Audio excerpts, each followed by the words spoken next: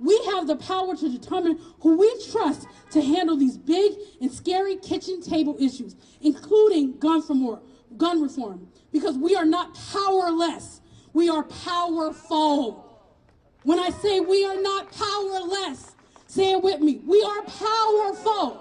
When I say we are not powerless, we are powerful. We are not powerless, we are powerful. Democracy is not a spectator sport. You cannot sit passively by as folks legislate your life, your body, and the laws that directly impact your life in a negative way.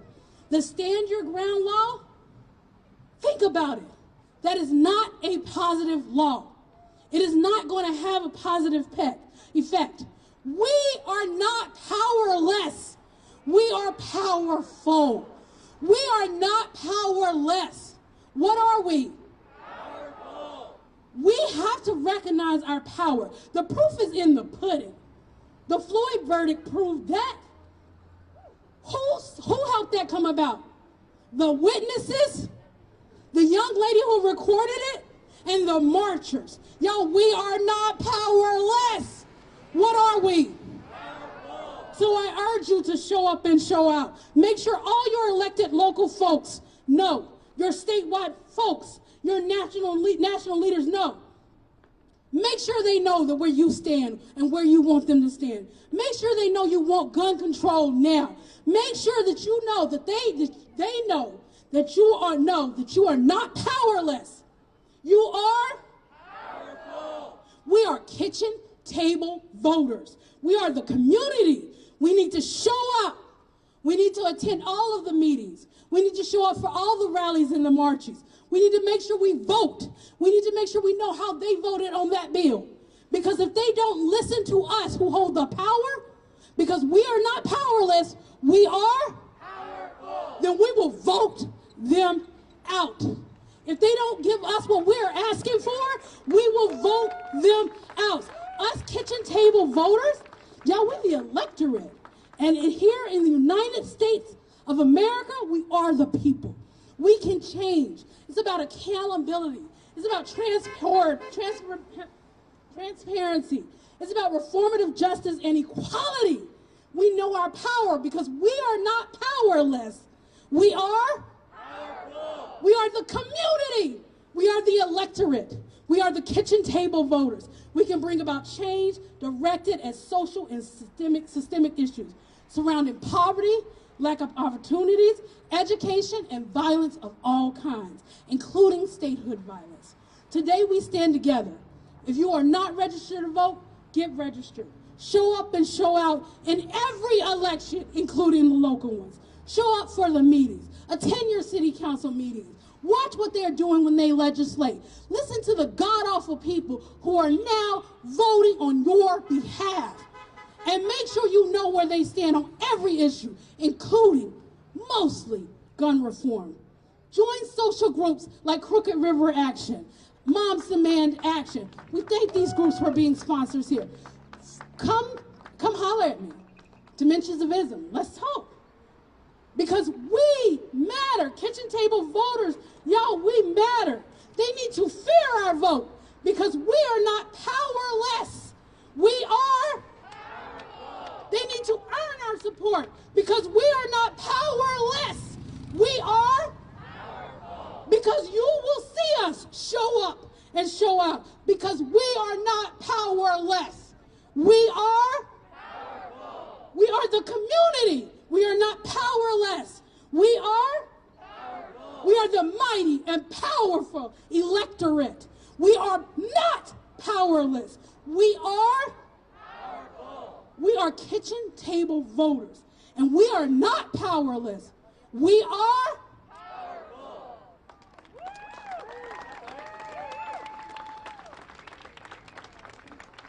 Woo! If you don't feel it after that, I don't know what y'all gonna do. Next up is Councilwoman from Ward 5, Tara Mosley Samples. She is an advocate for gun reform. She has been advocating for an outspoken advocate for those suffering from addiction, for the homeless, and for those with mental health issues. She has passed several pieces of legislation, including fire safety and allowing the Akron City Council to live stream on social media. She is a leader of the people, a champion for the city of Akron. Thank you. Councilwoman Tara Samples.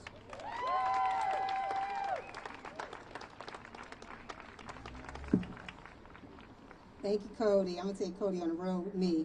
I have the distinct honor of introducing our next Congresswoman, Nina Turner. Before I do that, I want you all to keep this in mind and remember this. Justice is only justice when we have reform. Justice is only justice when we have reform. Fort Wayne, St. Louis, Chicago, New Orleans, Rochester, Detroit, Wilmington, Chicago, Denver, Detroit, Springfield, Detroit, Memphis, Milwaukee, New York, Brooklyn.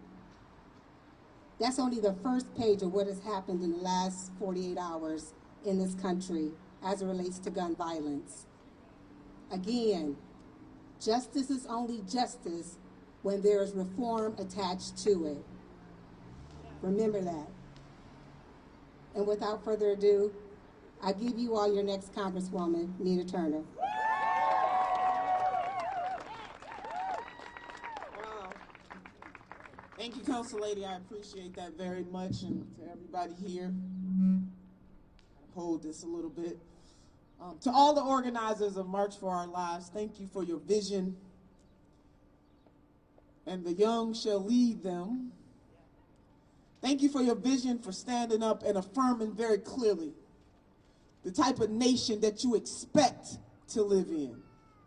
When Sister Sunny was talking about the Stand Your Ground law that passed in the Ohio legislature, a legislature that I served in, and I could not believe that after all that we have seen and all that we know, especially with what happened to Trayvon Martin, that in the state that we live in, that they would have the pure and unadulterated gall to not only introduce but pass and have that bill signed by the governor of this state, even after all that we know.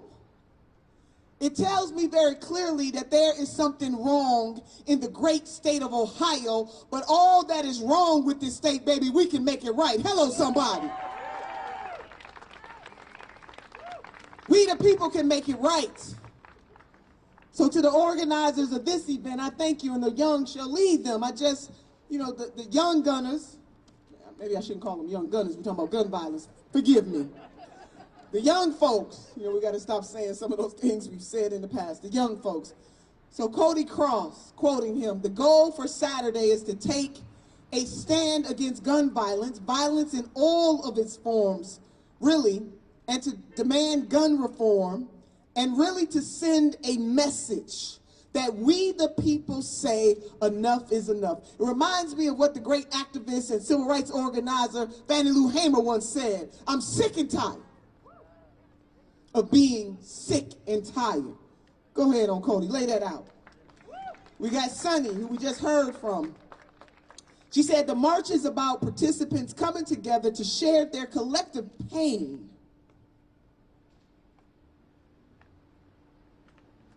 Their collective pain, and to explore and demand solutions together. It's a chance for us to acknowledge how heavy it is to be in America right now, but how change can come. It's an opportunity for us to lift that heavy. So I want to talk to you this afternoon about how we lift the heavy. Is that all right? Part of the way that we lift the heavy is to make sure that we are actively engaged and involved at all times. Lifting the heavy means that we hold ourselves accountable and we hold those who we elect accountable. Hello, somebody. It's time out for elected officials kowtowing to the gun lobby. Hello, somebody. Even as I was a member of the General Assembly and they would come and try to boss folks around. And then we know what they do on the federal level. It is absolutely untenable. It is a sin and a shame. It is a stain on this nation that we would allow any group to have the type of power that we have allowed the gun lobby to have in the United States of America. The blood is on their hands. And we got to do something about it. So yeah, we need to close the gun show loopholes. We know all the things that we are supposed to do. But what Sister Turner is talking about today is not just what we need to do in public policy. It is what we need to do in our hearts. Hello, somebody. There is something wrong. And we need to lift the heavy. The heaviness about what just happened in Columbus. The heaviness in terms of the sad justice that we witnessed in Minnesota. The heaviness that what happened in Cleveland on a playground to a 12-year-old little boy. The heaviness that we are so obsessed with guns as some folks think the Second Amendment is absolute over everything else. Hello, somebody. Something wrong. So we can lift the heavy by making a demand to people that we put in office who act in our name. We need to make a demand that we are sick and tired of being sick and tired, and that we are not going to take it anymore, that we absolutely do not equivocate when it comes to gun violence and creating the public policies that are necessary to ameliorate this challenge in the United States of America.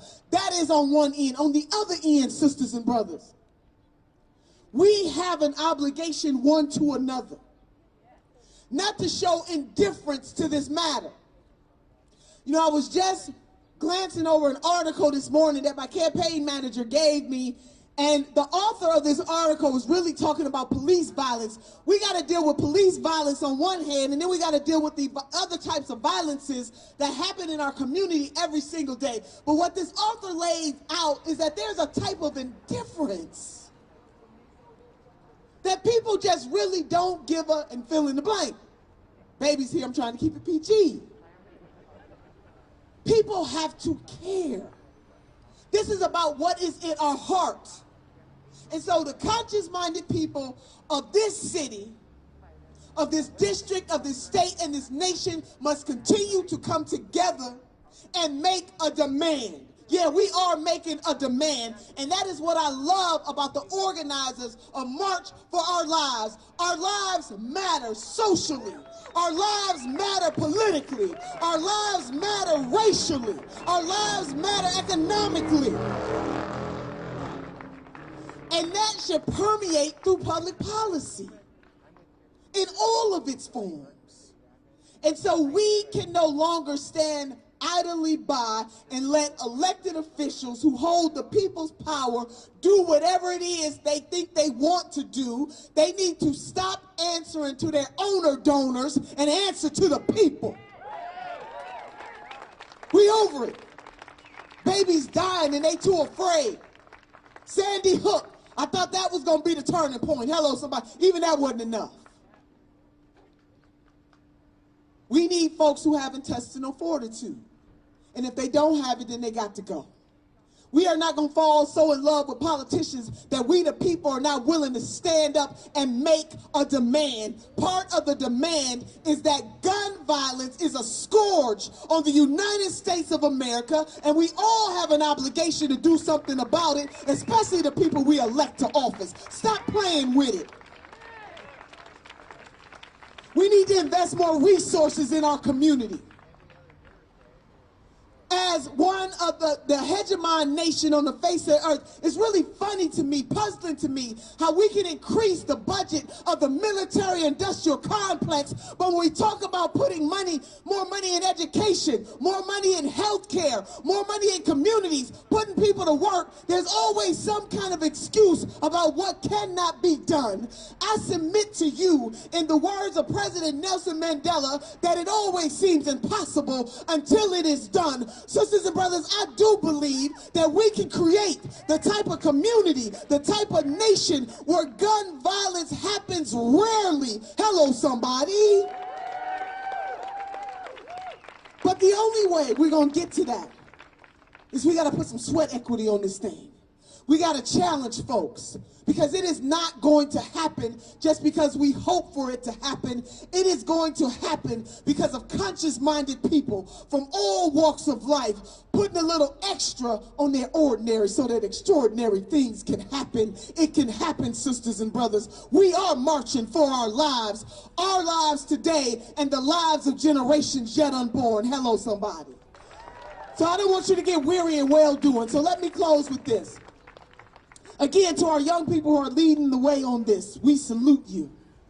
We need every generation to lock arm in arm. Everybody from every single identity. We are going to identify with the right thing.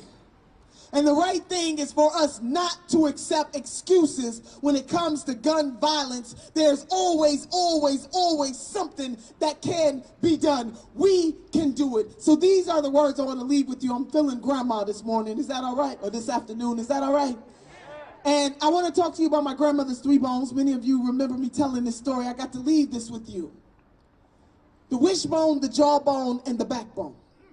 Grandma said the wishbone is for hoping and praying, because hope is the motivator, but the dream is the driver. We hope, we pray, we wish, and we're going to put some sweat equity on all of that. In the Christian tradition of which I come from, it says faith without works is dead. We're going to work on this thing. That's why we're marching for our lives. Number 2, the jawbone. She said the jawbone will give you the courage to speak truth to power, to lift your voice. You see, titles are good, but purpose is better. And we got more purpose-driven people who are locking arm in arm all over this country to make the damn demand. And we demand that elected officials stand up for the people. My sister got disarmed the NRA, baby. That's what we're talking about. Hello, somebody. Do that. Jawbone. But the most important bone of them all, the supercalifragilistic expialidocious bone, is the backbone. Because the backbone will give us the courage that we need to keep standing no matter what it looks like. We must stand anyhow. All great social and political change in this nation has come because people decided to stand up against the odds. We are in a moment right now where we must undo the heavy and stand up against the odds. That is what March for Our Lives is all about. We are standing up against the odds. We are the majority. So we're going to take our wishbone, our jawbone, and our backbone. Sisters and brothers, we can't have a testimony without a test.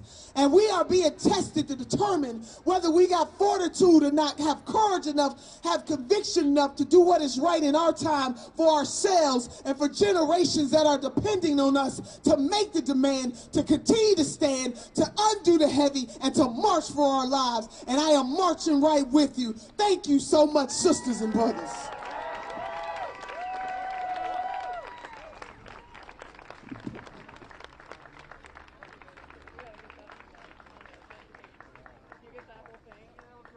That's tough to follow. That's so tough to follow. I have the honor of introducing my brother from another mother, Cody Cross.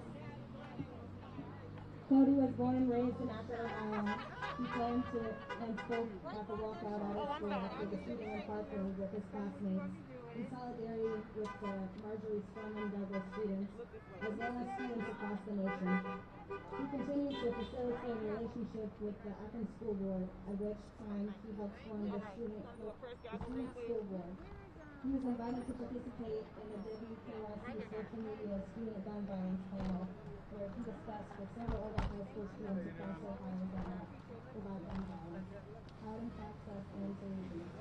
He also helped plan Akron's March for Our Lives during the nationwide movement. This is more, he's going to take the lead on it. Cody again got involved by creating and organizing a community organization with some associates called the Akron Minority Council. Through the AMC, he helped plan several events, including a rally for justice, protest, and march. All right, you going to take the lead on this? Yeah, I got it. All right. The Juneteenth event, and the back-to-school rally. Freedom and Reasonable Health Virtual co-founded the Summit Planning Commission for Justice and Equality, formed on that tracking Everything you guys are. So without further ado, let's welcome Cody Crawl. All right. Everybody good? Everything good. All right. Am I just looking at the one? Yeah. Is that good? Okay. Whatever you want to look at. Okay. So, we're starting to, first of all, you're running for Congress. Yes. And what makes this so important to talk about right now? I mean, we already know. Yeah. I mean, I really salute the organizers of March for Our Lives. This is important. The scourge of gun violence in this country is untenable. It has been that way for a very long time. I certainly believe that the pandemic has exacerbated, feelings and stressors. What we're seeing also on the policing side of things, the shooting that just happened to the 16-year-old girl in Columbus. We're dealing with the aftermath of the Chauvin case, and even though I believe justice was served, it was a sad kind of justice. So there's a lot of heaviness that is permeating not just this state, but the entire nation when it comes to gun violence, and we have to stand up and do something about it. We need policymakers to do something about it, and then we need individuals to be in this so that as individuals and collectively we can turn this thing around. Stand your law ground. Stand your ground law, right. yes. It's backwards.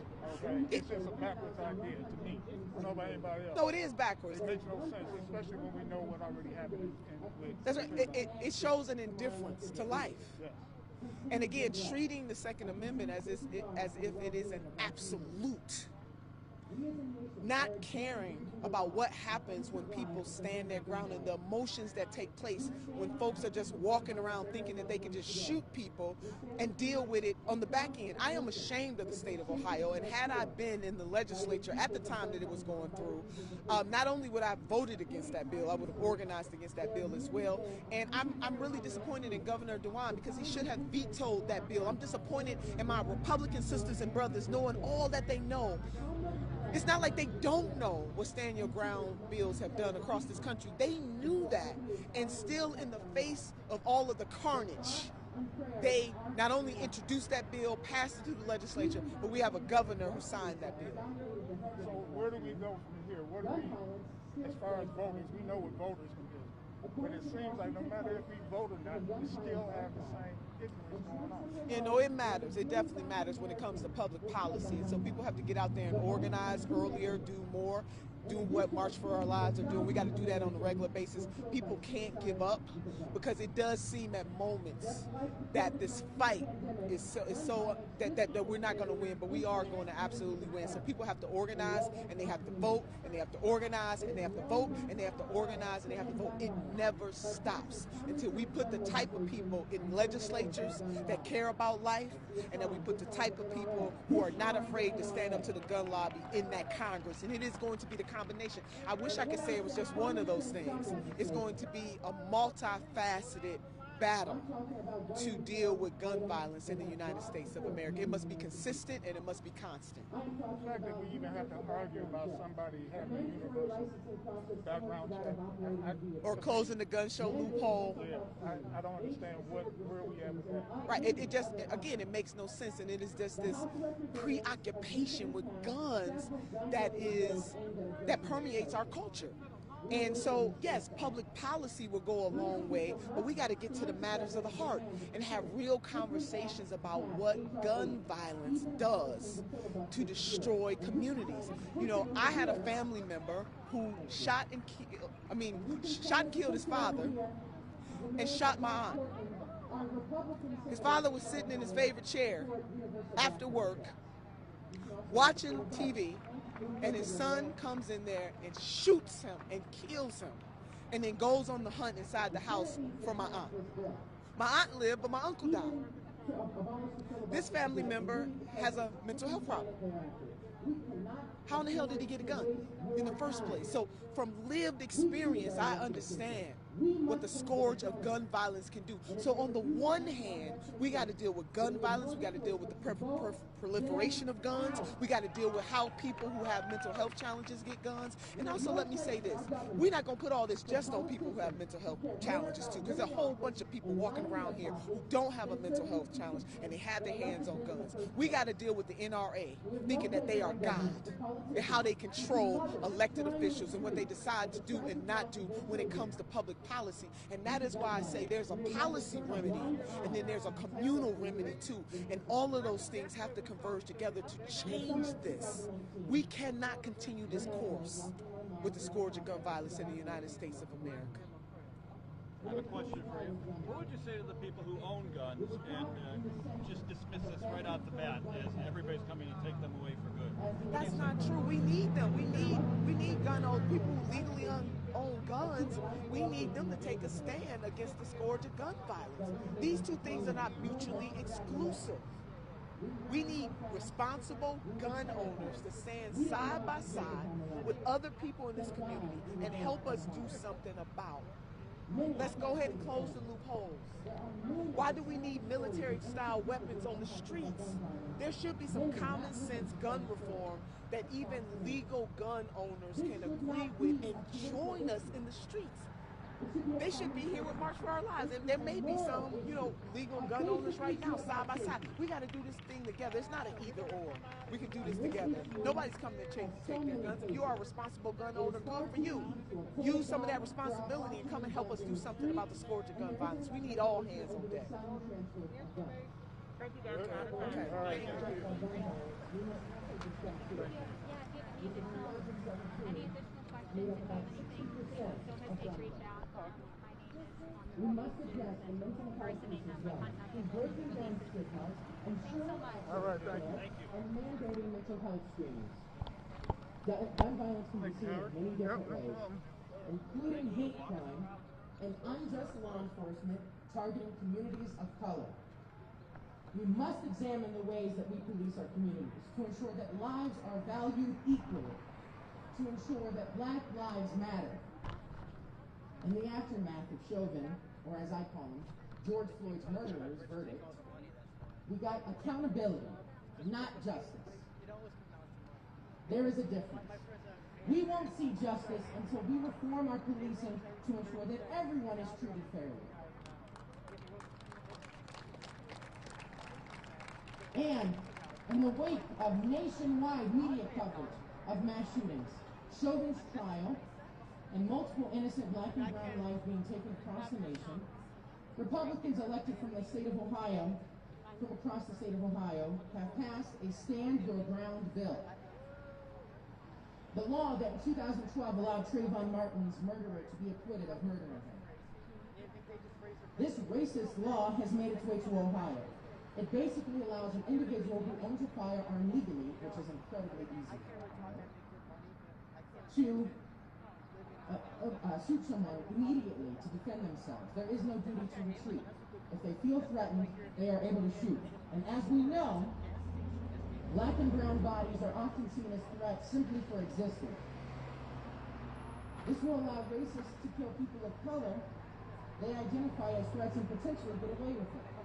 Not only does this make Ohio more dangerous in general, but it also has long-term effects as Asian Americans are increasingly being targeted by hate crime, and hate crime in general is on the rise. This is yet another example of not only our elected officials not acting in our best interest, but instead acting against our best interest. So today, we're marching for our lives, the lives of future generations, the lives of marginalized communities. We are marching for Ma'Khia Bryant. We are marching for Adam Toledo. We are marching for George Floyd. We must continue to demand a change, continue to hold our elected officials accountable, and continue to say, enough is enough. Say it with me one more time. Enough is enough. Thank you.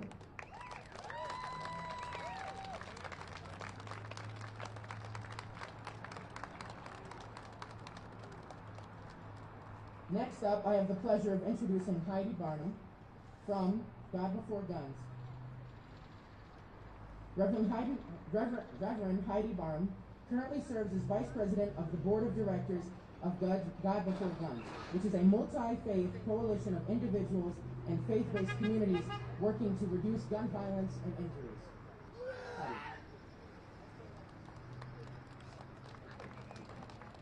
Good afternoon. I am vaccinated. In the days leading up to today's March for Our Lives event, I thought about what I might say.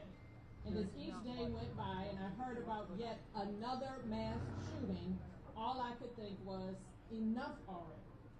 Can't something be done to stop all this senseless killing?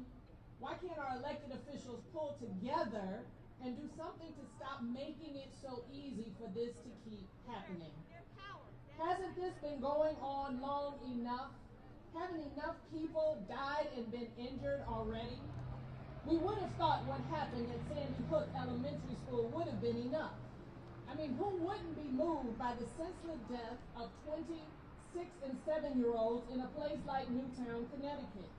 It moved Reverend Chris and David Egger to start God Before Guns. But Sandy Hook was not enough for our legislators to act. We might have thought Parkland, Florida would have been enough. After all, 14 high school students dying at Marjorie Stoneman Douglas High School should have been the tipping point, right? It spurred the students to start March for Our Lives, but Parkland was not enough to compel the politicians to do anything. Then again, we might have assumed that the mass shootings at a Baptist church in Sutherland Springs, Texas, or a synagogue in Pittsburgh, Pennsylvania, or an historical African Methodist Episcopal Church in Charleston, South Carolina would have been enough. I mean, you would think we should be safe in our houses of worship, shouldn't we? It was enough to cause the Reverend Sharon Risher, our dear friend and daughter of one of the victims at Mother Emanuel AME Church, to become what she calls an accidental activist. But even that was not enough to activate the hearts and consciences of those elected officials. And here we are, roughly a third of the way through 2021, in the wake of a global pandemic that one would have thought would have been enough to stem the tide of gun violence. But even that was not enough to stop the madness. From Atlanta, Georgia to Boulder, Colorado to Indianapolis, Indiana, a little more than 100 days into the year, and there have already been more than 150 recorded mass shootings according to the Gun Violence Archive. That's more mass shootings than during the same period in 2018, 2019, and 2020. And if the statistics from the previous years are any indication, the numbers are only going to get worse. So just when will enough be enough? When will enough people have become the victims of gun violence to spur our elected officials to take serious action and start working together toward passing common sense gun laws? I must admit, at one point I thought if the gun violence began directly affecting elected officials, surely that would be enough. But Congresswoman Gabby Giffords and Senator Steve Scalise became prime examples that even when the violence struck in their own front yard, even when both a Democratic and a Republican colleague fell victim to gun violence, proving that gun violence crosses party lines, even that was not enough for them to act. So it should have come as no surprise that the insurrection of January 6th, which resulted in the death of 5 people on the grounds of the Capitol building, even that was not enough. And so if certain politicians continue to put their personal agenda ahead of the lives of the persons they have been elected to serve, as well as the lives of those whom they have been elected to serve alongside, then it is time for us to start firing off ballots as our response to the bullets. It is time for us to let those elected officials know that enough is enough. We've had more than enough platitudes, more than enough thoughts and prayers, and more than enough excuses about why now is still just not the right time to talk about gun reform. So to all those gentlemen and gentlewomen who have been voted into local, state, and national offices, we have come here today to put you on notice that enough is enough. And we have come to let you know that it is past time for you to start doing the job that you were actually elected to do. Now, the scriptures tell us that the love of money is the root of all evil. And it is past time for you to realize that mothers and minorities matter more than money, and fathers and families are to be favored over funding. And you need to know that our children and our communities are to be cherished. They are not commodities that can simply be traded for currency. And until you can truly understand and appreciate that, dear sirs and dear madams, consider this your official warning. Enough is enough. You have let it be known by your words and your actions, or should I say your inactions, that what you really prefer is profits over people. And that has gone on long enough. So please be advised, change is on the horizon. A new day is dawning, and business as usual will not be tolerated. You are hereby being placed on an official corrective action. And should you fail to start making the necessary performance improvements immediately, we will have no other alternative than to terminate your relationship with our community, effective on or before the next general election. Make no mistake, you may be more concerned about taking away our ballots than you are about stopping the bullets. But we will continue to march for our lives from the State House to the White House and even to the courthouse and every place in between. So you will know beyond a shadow of a doubt, the time has come for you to act, because enough is enough. Thank you.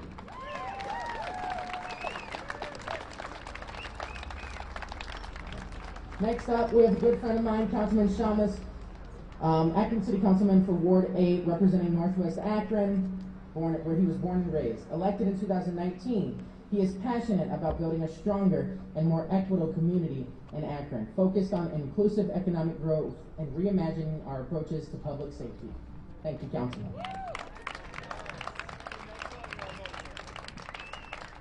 Thank you, Cody. Thank you, everyone, for being here today. They don't like to have to follow Senator Nina Turner. Usually when someone follows Senator Turner, it's Senator Sanders, so we'll see how it goes. But when I was thinking about what I should say here today, I was thinking that so many of the conversations that we have these days come down to safety, right?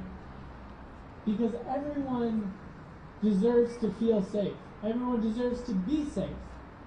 Whoever they are, if you're a person sitting in your home, if you're walking down the street, if you're an 18-year-old high school graduate stopped at the car at the corner of Howard Street, right? If you're a Jewish person in a synagogue, if you're a Muslim person in a mosque, if you're a bunch of Christians in the basement of a church for Bible study, you deserve to be safe. But across our communities, so many people are not safe.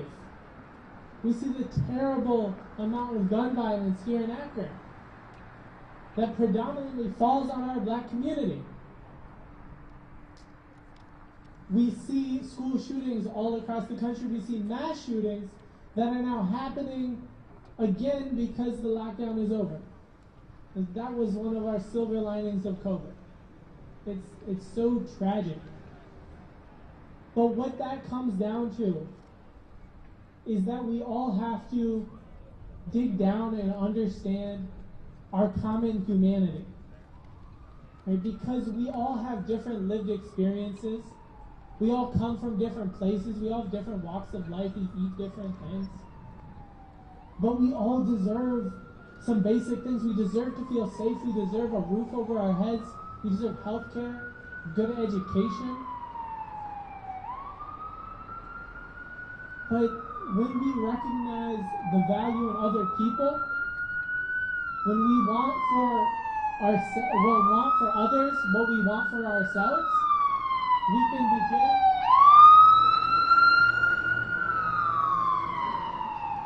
I hope they're okay. When we want for others what we want for ourselves, we can begin advocating and we can begin organizing and we can take that collective power that Senator Turner is talking about, that Sonny is talking about, and we can turn it into action. Now, I haven't been on city council for that long. It's been 16 months. I picked a bad time to get involved. But what I've seen is that government doesn't work because folks are skeptical of government. At every level of government, federal, state, and local. For decades, going back to big things like Watergate and the Iraq War, they've made people alienated from government. They don't trust government. We look at the state level and we see the amount of corruption. Representative Casey Weinstein was here. He's been working and fighting against HB 6. But we see the level of corruption at the state government. And people are frustrated with the local government when we can't get things like the roads paid. Okay? But that's where all of you come in. Because it's great to have marches, it's great to organize, it's great to get pumped up. But everyone also has to be here for the second step and the third step. You have to get in my face at city council, right? Not actually, I'm not telling you that. But you have to email us, you have to call us, you have to come up to us and ask us hard questions about safety, about policing, about guns, about what we're going to do with this $153 million that the city of Akron is getting to curb gun violence. Are we going to invest in community policing? Are we going to invest in non-police responders to 911 calls? Are we going to invest in housing? Right? What are we going to invest in? But that's up to all of you. So you guys need to call. But it comes down again to our fundamental humanity. Because we're not all going to see the same way on things. But we all deserve some very basic things. And our community is, we are good enough to create that community. We have these amazing ideals. But the gap between those ideals and reality is so large. And the people who are going to bridge that gap are all of us. So thank you for being here. But please, please, please continue to advocate. Continue to get involved. Even when it's difficult. Government doesn't always make it easy to get involved. But try as hard as you can. Reach out to others. Reach out to people who are different from you. And together we can make a better community. Thank you.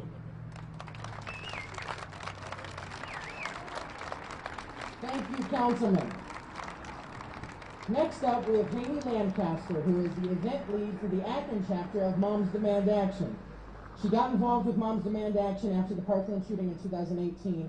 Thank you so much, Haley, for being here. So, I'm not sure I've ever been so nervous in my life. But I'm here today because, as you've heard over and over again, 2020 was one of the most deadly years in recent history for most major cities. The COVID pandemic has worsened root causes of gun violence like income and housing inequality. And at the same time, it has strained life-saving social services. Similarly to COVID, the rise in gun violence has disproportionately affected Black and Latino communities because of long-standing inequalities. In Akron alone, the homicide rate in 2020 increased 50% compared to previous years, and calls for shots fired increased 25%. And despite these staggering numbers, we have numerous counties across the state declaring themselves as sanctuary counties. And we have people like State Rep Mike Wojcik, remember that name, Wojcik. He wants to implement sanctuary status at the state level. The Second Amendment sanctuary is an area that refuses to enforce any new gun control laws passed by the state or federal government. These leaders are not protecting us, they're not doing their jobs, and they're not in line with the vast majority of voters who support common sense gun laws, like background checks on all gun sales and red flag laws. As you heard, I am a local leader of Moms Demand Action. If you haven't heard of us before, we're the grassroots arm of the gun violence prevention movement. We focus on empowering average citizens like all of us here today who have had enough of our government's inaction, and we encourage them to advocate for common sense gun legislation. Our organization is not just for moms either. Our supporters include students, people without children, men, teachers, gun owners, and anyone else that wants to make a change regardless of their gender, orientation, or political affiliation. I also got involved with moms after the Parkland shooting in February 2018, and I think Parkland was a turning point for many of us. Watching students around the country band together and beg adults to protect them was inspiring and completely devastating. I have 4 children, and I'm the wife of a teacher. So eventually I realized I can't just sit around and pray that my family comes home from school each day. So my anger and my fear transformed into action, and I developed a passion for common sense gun reform activism. But I'm not only here to talk about school shootings. Police violence is gun violence too, and we must fight the toxic combination of systemic racism, America's gun culture, and the militarization of law enforcement that has resulted in the tragic deaths of way too many. So I'm going to throw some numbers at you.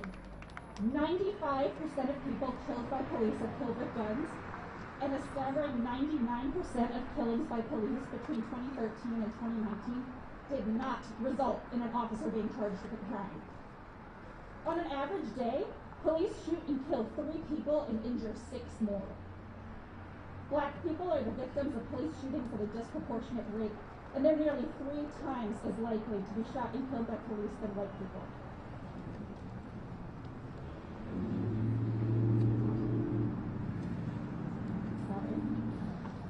Latinxes are twice as likely to be killed in a gun homicide than white people, and they're also more likely to be fatally shot by police.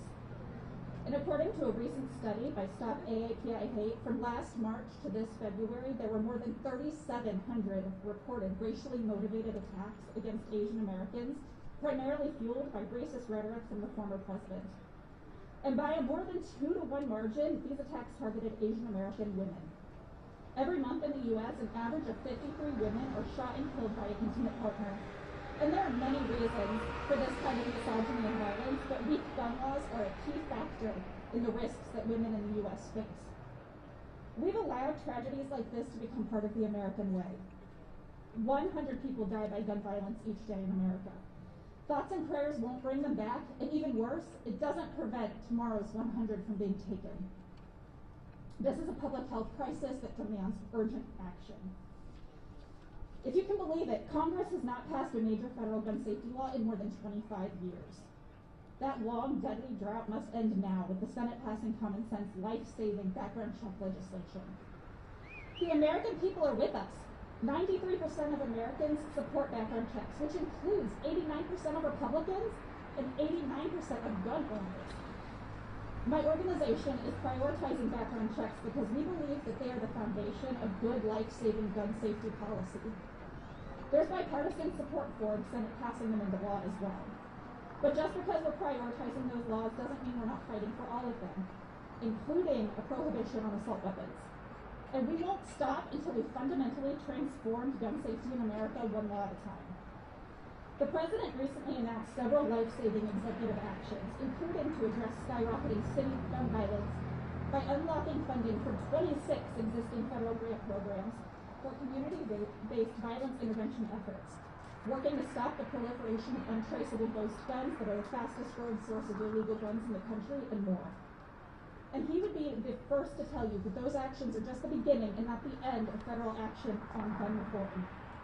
The president also called for critical federal legislative action, and the Senate is next. We're going to stop at nothing until life-saving background checks become the law of the land. We should be able to get stopped by the police without getting murdered. We should be able to go to work without being murdered. We should be able to go to school without being murdered, and we should be able to go to the grocery store without being murdered. So if you're ready to get involved today, grab your cell phone. I'm going to give you a number to text. You can text the word checks to the number 64433, and we'll connect you, and you can urge your senators to pass background checks immediately. That's the word checks to the number 64433. Thank you so much for letting me speak today.